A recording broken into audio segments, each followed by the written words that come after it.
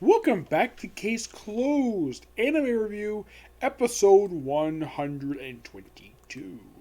This one covering the 1011th episode of the anime, Picking Plants and Clovers, Part 1. Yes, we're now finally up to an arc that, get this, had just finished by the time I cut up the manga. I'm not kidding about that. That's indeed true. This arc had just released its last chapter by the time I finally cut up to it. Yes, this particular arc. So by the time they start the next arc, that'll be the first arc that I officially reviewed for the manga. Now, this episode covers the entirety of chapter 1032 and the first 10 pages of chapter 1033. Thing starts off with a woman named Zeba. That's what her name is. She's a new character in this episode. She's taking what appears to be I'd say her boyfriend. They do mention he's actually 42 and she's 38. She looks quite good for 38. And she has her hands over his eyes over a long period of time, so they finally reached exactly where they're going to. She removes her hands, and she opens his eyes, and it's a villa that, according to her, is actually in his name. Allegedly, her uncle bought it, but it turns out that he is, in fact, a con man and used the money he schemed from stupid women, that's, of course, according to her, to buy this place. And, of course, they bring up the fact that, oh yeah, there's also a woman inside who he's been screwing around with. And then he turns around and he gets stabbed by her, blood covering her face, look like part of her shirt as well. This actually is a big change, because in the manga they kind of just spring the big knife out of nowhere, and then he stabs her. She stabs with it. In the anime, it's actually a bit of a surprise when he just turns around and then poof, it's right in his belly, splatter. I actually like that change. Because this basically, like, it's hinted that she probably does want to kill him, but I'm glad the fact they changed it. And then later on, we see the Detective Boys with their two beautiful teachers, Wasabi, who was actually 38, and Kimiko, their younger teacher who's 10 years younger than she is. Yeah, it's kind of interesting to know how this came about. If you're curious, though, the other teacher, Ramika Sensei, she actually came in because the fact they had a ton of transfers, so she was brought in as assistant room teacher, despite the fact she's 10 years younger than the person who's the actual homeroom teacher. She's 10 years older, which, yeah, she's 38. Despite being 38, she looks great. Wow, it looks so freaking good. So we have them basically on a train going to the Gamma province. That's one of the provinces in Japan. So, of course, the boys are playing cards. Anita, of course, she's actually, well, Highbrow, she's actually asleep. And apparently she's very sleepy. Not really sure why, but she is sleepy. And Ami, of course, is basically just look out the window, just relaxing. And then they get outside and then they meet Zeba. And it turns out she's a teacher and she's going to get married because she said, oh yeah, my last thing she has to do because she quit her job because she's getting married. Okay, now the thing when it comes to this. Okay, this is an old-fashioned way of doing stuff like, oh, a person's getting married, quit their job. Here in the US, that wouldn't happen. If you're a teacher, you can still keep your job. You don't have to quit because you're getting married. Yeah, I think this might be a Japan thing, but maybe with a choice to quit, it's possible. So they go inside the van because they really want to go check these plants out, because apparently they're here because they want to check the place ahead of time before they go out their classes. They go inside the vehicle, it's like, sure, no problem. Opens up, and we see a pile of unassembled cardboard boxes. And shit, okay, that's perfectly fine. So I've been moving, so why don't you probably go against the window?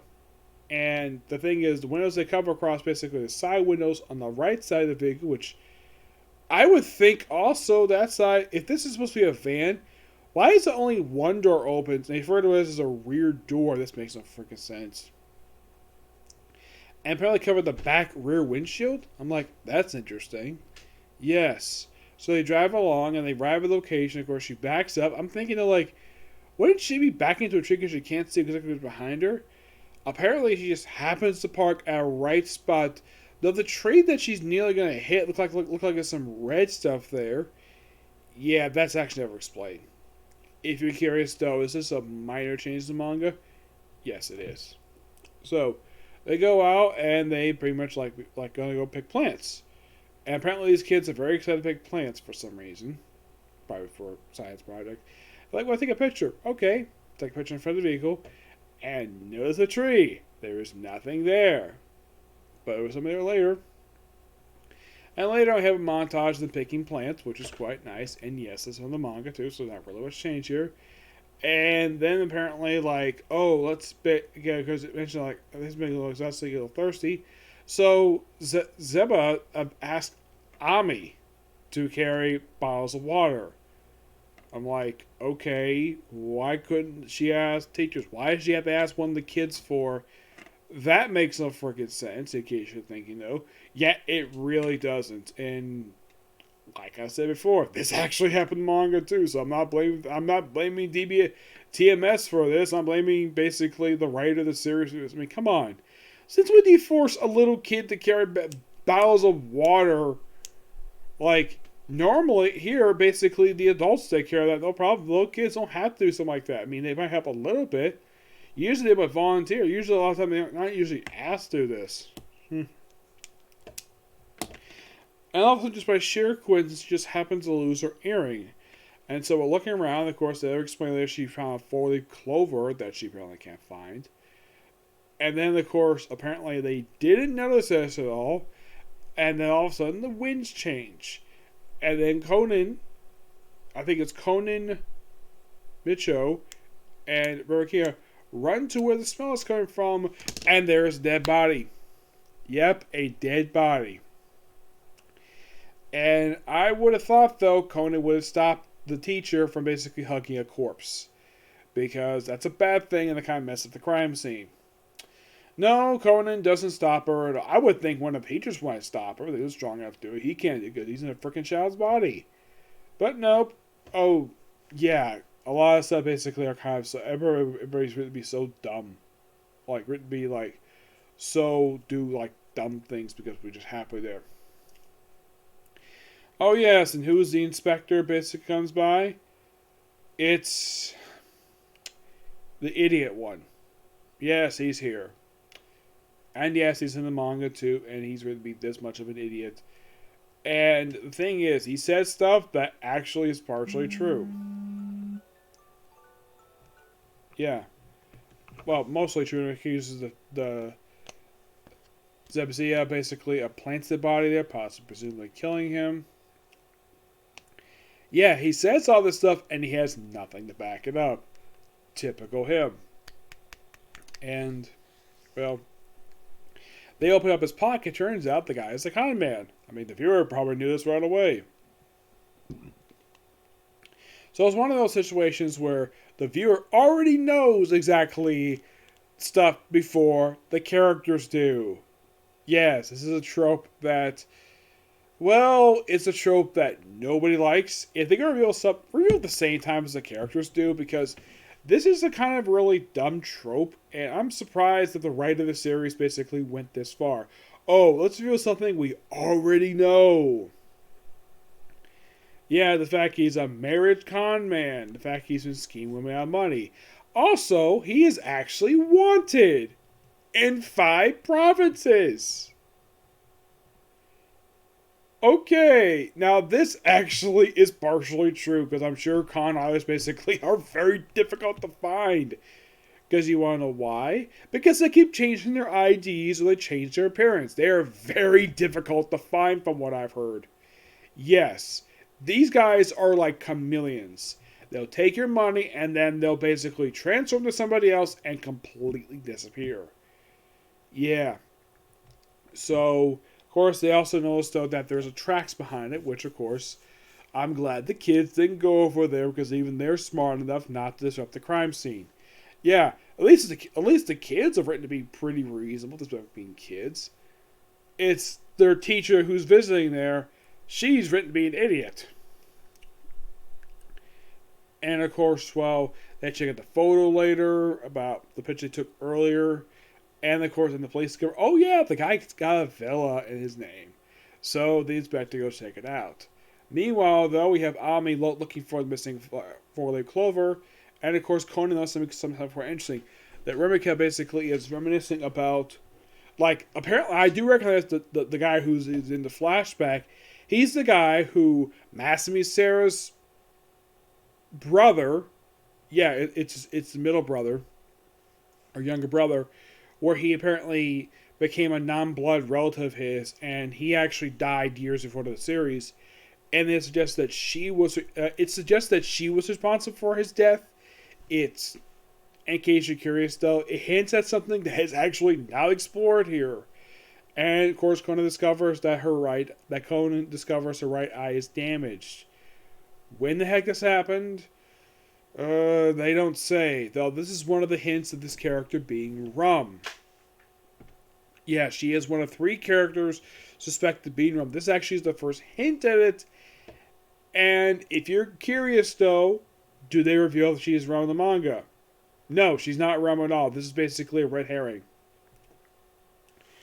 And of course, Conan notices that Zebus basically has got like dirt on her on one hand. Basically, her hand's like barely touching, and her left sleeve is like covered with dirt. And of course, also mentioned it's the summertime, which basically in real life it is summertime. That apparently discussing about bodies. That is, from what I can tell, the big conversation about the bodies thing. I think that was actually made for the anime because I don't think they had this conversation in manga. I mean, I read it. I don't remember them actually talking about this at all. It was all due to smell. Now, the thing is, when they discovered the body, it was due to a change in the wind. That is how they discovered it. I would have thought, though, that they would have, discovered what changed with it, possibly a rainstorm. I got, but nope, a dead body. Yep. So, yeah. I'm glad the fact that the main characters basically who appear in this one are written to be perfectly fine.